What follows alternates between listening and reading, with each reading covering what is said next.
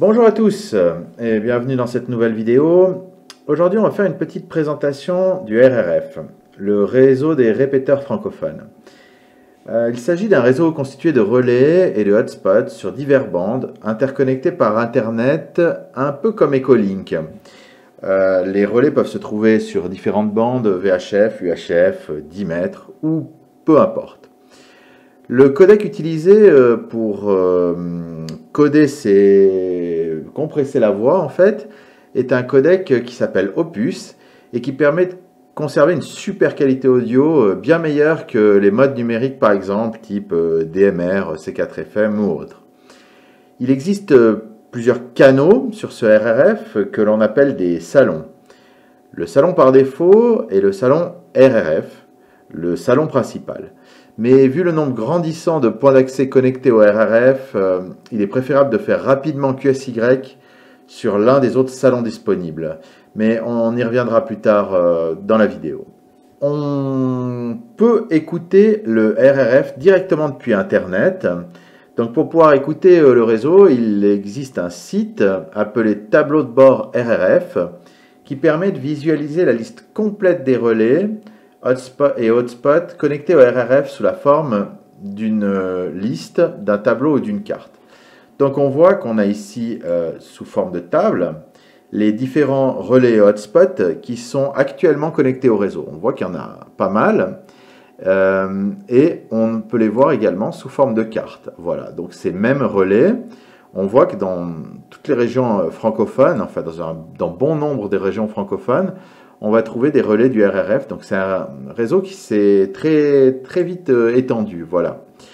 On peut simplement donc écouter ce réseau et les gens qui y participent en cliquant sur le bouton ici, le bouton Play, qui lance l'audio si quelqu'un parle, bien évidemment. Il y a un petit délai, mais c'est pas bien grave.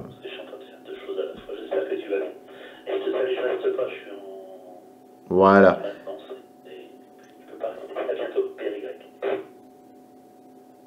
Voilà. Donc on voit qu'on peut écouter le RRF vraiment en direct. Hein. Enfin en direct, avec un petit décalage comme dit précédemment, mais c'est pas bien grave. Voilà. Donc on peut couper ça rapidement et puis venir écouter aussi souvent qu'on veut, sans inscription, sans compte sur le site, sans quoi que ce soit. Donc ce réseau est ouvert et accessible à n'importe quel écouteur en libre service, on va dire. Voilà. Donc, quand un relais ou hotspot passe en émission, vous le voyez passer en vert sur la carte ou sur la liste. Donc c'est super pratique pour déterminer le QTH approximatif, en tout cas le QTH du point d'accès. Après, évidemment, si c'est un relais, l'OM peut se trouver dans un rayon autour du point d'accès, mais on voit que là, en l'occurrence, la personne qui est en train, l'OM qui est en train de moduler, passe par le relais qui était ici tout à l'heure en vert, qui est F6KCE, c'est un relais VHF, puisqu'il est sur 144 525. Les relais doivent être protégés par un CT-CSS, évidemment parce que dès qu'on rentre sur un relais, on enclenche en fait tous les autres. Ce qui peut évidemment poser problème en cas de QRM à l'entrée d'un des relais. Donc il faut vraiment penser à les protéger par CT-CSS. Pour entrer sur le réseau et passer en TX, vous devez passer soit par un relais connecté au RRF, soit par un hotspot. Il n'existe pas de logiciel pour se connecter au réseau directement depuis un PC ou depuis une tablette et ce n'est pas prévu dans l'avenir. Donc ça c'est une volonté des administrateurs pour contraindre les OM à passer par les bandes qui leur sont attribuées et je trouve que c'est une bonne philosophie. L'idée c'est de faire de la radio et pas du Skype. Voilà. Il existe, comme dit sur leur site, si vous voulez faire de l'internet, vous faites de l'internet. Si vous faites de la radio, vous pouvez passer directement par les bandes qui nous sont allouées. Ça permet d'occuper les bandes et c'est une bonne philosophie, je trouve, en tout cas, pour ma part. Maintenant, si vous n'avez aucun relais connecté au RRF à votre portée, donc que vous vous trouvez dans une zone d'ombre par rapport à l'un des nombreux relais déjà existants, vous pouvez passer par un hotspot. Donc, vous pouvez en monter un vous-même sur la base d'un Orange Pi ou d'un Raspberry Pi. Tous les composants et logiciels nécessaires sont disponibles sur le site ici de F5 NLG. Donc, vous avez une boutique ici qui va vous proposer tous les composants nécessaires pour vous monter un hotspot chez vous.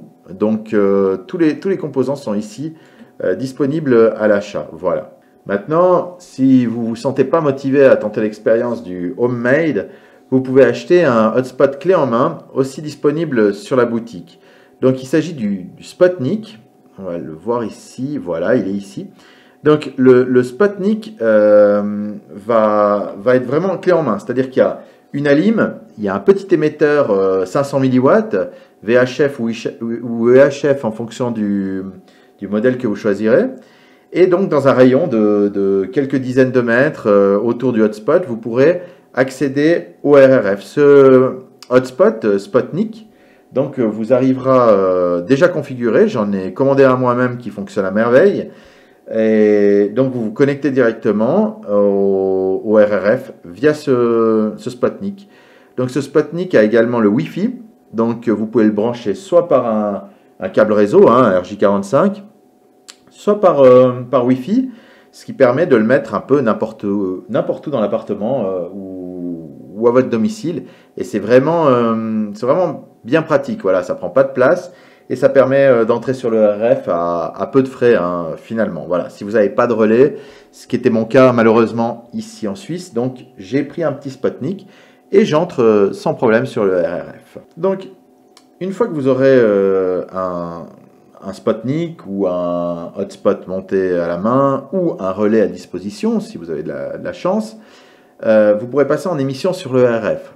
Donc, vous serez normalement sur le salon RRF, le salon par défaut.